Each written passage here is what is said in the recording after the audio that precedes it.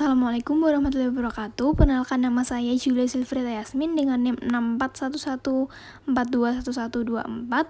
Kali ini saya akan menjelaskan tentang Islam kemodernan dan keindonesiaan bab 19, sekali lagi tentang sekularisasi. Definisi dan historis sekularisme. Istilah sekularisme pertama kali diperkenalkan oleh George Jacob Holyoake pada tahun 1841 sebagai perluasan kebebasan berpikir dalam bidang etika. Pengertian sekularisme kemudian mengalami perkembangan sampai akhirnya dikaitkan dengan paham ateistik pada perdebatan antara Holyoake dengan Charles Bradlaugh di tahun 1870. Dari beberapa pengertian, sekularisme mengandung unsur meragukan Tuhan dan agama di dunia dalam arti luas, atau secara sederhana dapat dikatakan Tuhan dan agama belum secara tegas ditolak ataupun diterima, tetapi secara eksplisit memiliki kecenderungan adanya ateisme dalam sekularisme.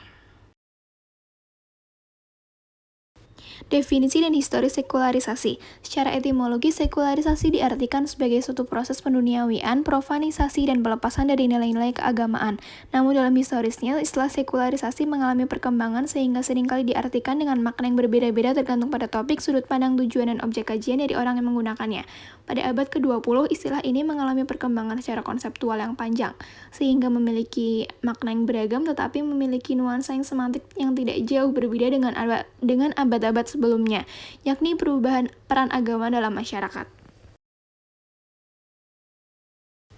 Di Indonesia, kata sekularisasi dan sekularisme seringkali disamaratakan oleh masyarakat sebagai suatu paham yang anti-agama.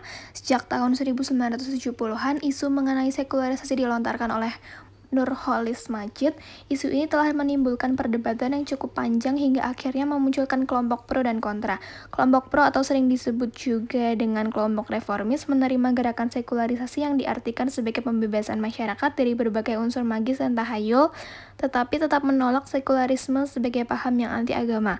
Sedangkan kelompok kontra atau disebut kelompok konservatif menentang sekularisasi yang dipersepsi sama dengan sekularisme. Negasi dan afirmasi. Kalimat syahadat yang pertama mengandung dua pengertian, yaitu peniadaan atau negation pada kalimat tidak ada Tuhan dan pengukuhan affirmation pada kalimat melainkan Allah atau Tuhan itu sendiri. Dalam syahadat itu kemudian disusul dengan pengecualian bahwa tidak semua Tuhan itu tidak ada, kecuali satu, yaitu Tuhan itu sendiri atau Allah. Jadi negasi ketuhanan dalam kalimat syahadat adalah negasi yang terbatas atau tidak mutlak, karena memang bukan demikian yang dimaksudkan, melainkan membebaskan manusia dari berbagai jenis kepercayaan kepada Tuhan-Tuhan yang selama ini dianut, kemudian mengukuhkan kepercayaan kepada Tuhan yang sebenarnya. Agama Islam mengatakan bahwa manusia pertama, yaitu Adam dan Hawa, diajari tentang kepercayaan yang benar.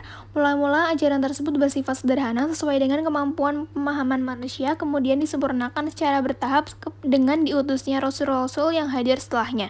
Selain bertugas membawa ajaran tentang kepercayaan atau agama yang lebih lengkap, rasul-rasul juga meluruskan kembali umat manusia yang sudah mulai menyimpang dari ajaran sebelumnya, sampai akhirnya tiba ke Rasul Nabi Muhammad SAW yang merupakan utusan terakhirnya dengan tugas final dan universal. Perspektif sejarah. Menurut para ahli sejarah, bangsa Indonesia awalnya menganut kepercayaan animisme dan dinamisme. Kemudian agama Hindu dan Buddha datang dengan relatif lebih sempurna meski sangat mentolerir dua kepercayaan sebelumnya, bahkan menyerap menjadi bagian dari dua agama tersebut. Akibatnya Islam datang ke Indonesia dengan menghadapi keadaan yang tidak jauh berbeda dengan kepercayaan aslinya dulu. Islam mengajarkan syahadat yang merupakan pangkal tolak tauhid.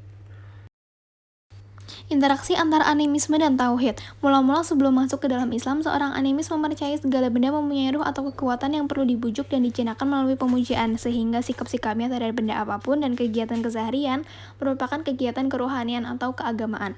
Materi dan spirit atau benda dan jiwa menjadi satu dan tidak dapat dibeda-bedakan. Baginya tidak ada benda sebagai benda murni atau objektif, melainkan benda tersebut merupakan wadah ruh atau sukma yang memerlukan pemujaan. Seorang animis akan mencari arti spiritual di balik bentuk lahir benda murni. Apakah benda itu mendatangkan kutukan atau membawa keberuntungan? Oleh karena itu, ia tidak akan mengerti benda itu menurut hakikat materialnya, menaklukkan dan menggunakannya.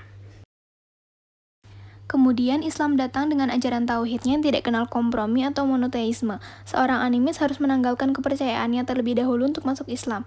Dia harus bisa memandang benda-benda secara objektif, apa adanya, tidak dilebihkan, tidak dikurangkan, dapat memahaminya, dapat menggunakannya, serta menguasainya melalui ajaran tauhid. Pendekatan terhadap benda-benda bergantung kepada kecerdasannya, bukan kepada ketekunannya melakukan upacara-upacara keagamaan.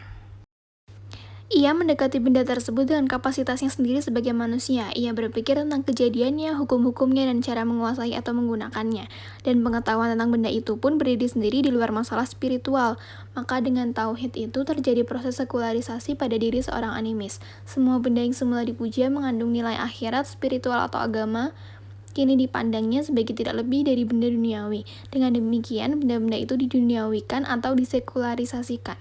Hal ini juga diperkuat dengan penjelasan di dalam buku Sultan Takdir Ali Syahbana yang berjudul Indonesia Social and Cultural Revolution. Amanat Tuhan, kecerdasan, akal pikiran atau intelektualitas sebagai suatu jenis kemampuan yang secara khususnya dipunyai manusia, menurut ajaran agama adalah suatu amanat Tuhan. Dengan menerima amanat itu, manusia menghadapi resiko karena ia menjadi makhluk berpikir yang mungkin salah dan mungkin benar. Namun dengan adanya intelijensi atau kecerdasan itu, manusia juga dapat berfungsi lebih daripada makhluk lainnya. Para ahli menjelaskan bahwa perlengkapan hidup manusia dimulai dengan insting atau naluri, indera, hingga kecerdasan. Kecerdasan dapat memecahkan dan mengatasi masalah-masalah hidup manusia di dunia, kecuali hal-hal yang berhubungan dengan rohani, spiritual, kehidupan sesudah mati, dan pengetahuan tentang ketuhanan atau biasa disebut dengan bidang-bidang keagamaan. Oleh karena itu, wahyu, pengajaran langsung dari Tuhan kepada umat manusia melalui para rasulnya merupakan kelengkapan terakhir bagi kehidupan manusia.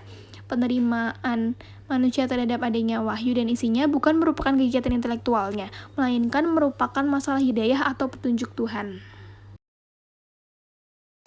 Khalifah Tuhan. Menurut Islam, manusia merupakan makhluk tertinggi, puncak ciptaan Tuhan. Keutamaan tersebut menyebabkan manusia memperoleh status mulia, yaitu sebagai khalifah Tuhan di bumi. Artinya, urusan di bumi diserahkan kepada umat manusia. Tuhan memberikan petunjuk-petunjuk hanya dalam garis besar saja untuk mengurus dunia, tetapi Tuhan juga memberikan alat yang akan memungkinkan manusia memahami dan mencari pemecahan atas masalah-masalah di dunia, yaitu akal pikiran. Dalam surat Al-Baqarah dijelaskan bahwa para malaikat awalnya keberatan atas penunjukan manusia sebagai wakil Tuhan di bumi karena mereka lebih dulu mengetahui bahwa manusia nantinya akan banyak merusak di bumi dan saling membunuh. Sementara para malaikat selalu berbakti kepada Tuhan dan berbuat baik sehingga kiranya lebih berhak menjadi khalifah. Namun Tuhan mengetahui kelebihan manusia yang tidak dipunyai para malaikat, yaitu rasionya atau kecerdasannya, sehingga manusia sanggup menerima pengajaran atau pengertian dan mengenali dunia. Akhirnya para malaikat mengakui kelebihan manusia dan mereka pun tunduk kepadanya kecuali iblis. Oleh karena itu, terdapat konsistensi antara sekularisasi dan rasionalisasi. Inti sekularisasi adalah pecahkan dan pahami masalah-masalah duniawi dengan mengarahkan kecerdasan atau rasio. Terdapat pula konsistensi antara rasionalisasi dan desakralisasi karena pendekatan rasional kepada suatu benda atau masalah yang telah menjadi sakral dan tabu menjadi tidak mungkin. Sebelum mengadakan pemecahan dan pemahaman rasional atas sesuatu tersebut harus bebas dari bungkus ketabuan dan kesakralan. Dalam hal ini, orang harus yakin untuk tidak mentabukan sesuatu, kecuali Tuhan, untuk kembali kepada prinsip tauhid dalam kalimat syahadat. Hari dunia dan hari agama atau akhirat. Keterangan tentang hari agama dalam kitab suci terdapat dalam surat Al-Fatihah. Di situ disebutkan bahwa Tuhan adalah pemilik hari agama. Kesimpulan dari Al-Quran surat Al-Infitar ayat 17-19 bahwa hari agama ialah masa di mana hukum-hukum yang mengatur hubungan antar manusia atau hukum sekular tidak berlaku lagi. Sedangkan yang berlaku ialah hubungan antara manusia dan Tuhan atau hukum ukhrawi yang terjadi sepenuhnya secara individual. Sebaliknya, pada hari dunia yang saat ini kita jalani belum berlaku hukum-hukum akhirat. Hukum yang mengatur peri kehidupan kita ialah hukum-hukum kemasyarakatan manusia. Oleh sebab itu, dijelaskan bahwa manusia seharusnya memperhatikan kedua segi kehidupan, yaitu menjalankan hidupnya di hari akhirat atau hari agama dan bersungguh-sungguh dalam kehidupan duniawi dengan mengikuti ketentuan-ketentuan yang berlaku. Dalam hal kehidupan keagamaan, kaum muslimin hendaknya hanya berpedoman pada wahyu Allah berupa kitab suci. Setelah beriman, menerima dan menjalankan ajaran-ajaran agama dengan sebaik-baiknya, seseorang harus bersikap dan berpikir rasional agar mampu memahami dan memanfaatkan alam ini. Tentang Ar-Rahman dan Ar-Rahim, ada satu hal lagi yang dapat menjelaskan sekularisasi ini, yaitu ajaran yang terkandung dalam kalimat basmalah. Pertama, arti kata bismillah yang berarti atas nama Tuhan. Perkataan ini menunjukkan nilai kegiatan manusia sebagai wakil atau khalifah Tuhan di bumi. Secara implisit di situ juga terkandung pengertian adanya ruang kebebasan bagi manusia. Kedua, makna yang terkandung dalam perkataan Ar-Rahman dan Ar-Rahim. Keduanya berasal dari kata rahmah atau kasih, jadi baik Ar-Rahman maupun Ar-Rahim berarti yang maha kasih. Namun para ahli tafsir menjelaskan bahwa Ar-Rahman menunjukkan sifat kasih Tuhan di dunia, sedangkan Ar-Rahim menunjukkan sifat kasih itu di akhirat. Tuhan sebagai Ar-Rahman akan selalu memberikan balasan kebaikan di dunia bagi mereka yang menjalankan kehidupan duniawi secara tepat. Kasih Tuhan itu tidak bergantung kepada iman seseorang, tetapi kepada ilmu pengetahuannya tentang masalah sekular. Kasih Tuhan sebagai Ar-Rahman diberikan kepada manusia dalam hubungannya dengan sesama manusia dan alam sekitarnya. Tuhan sebagai Ar-Rahim akan memberikan balasan kebaikan di akhirat nanti kepada mereka yang menyiapkan kehidupan ukhrawinya dengan mengikuti ajaran-ajaran agama Tuhan. Sehingga kasih Ar-Rahim bergantung kepada iman seseorang, bukan kepada ilmu pengetahuannya. Kasih Tuhan sebagai Ar-Rahim diberikan kepada manusia dalam hubungannya dengan Allah. Dengan demikian, kita harus beriman dan berilmu sekaligus untuk memperoleh kebahagiaan di dunia dan di akhirat. Amal perbuatan kita berupa kegiatan keseharian harus mendapatkan motivasi atau dorongan niat yang sesuai dengan hati nurani yang telah dipertajam dan dihidupkan dengan iman dan ibadat, atau kegiatan spiritual dan diterangi oleh perhitungan ilmiah atau rasional yang tepat. Namun keduanya mempunyai bidang yang berbeda dan sangat berbahaya jika mencampur adukan metode pendekatan keduanya.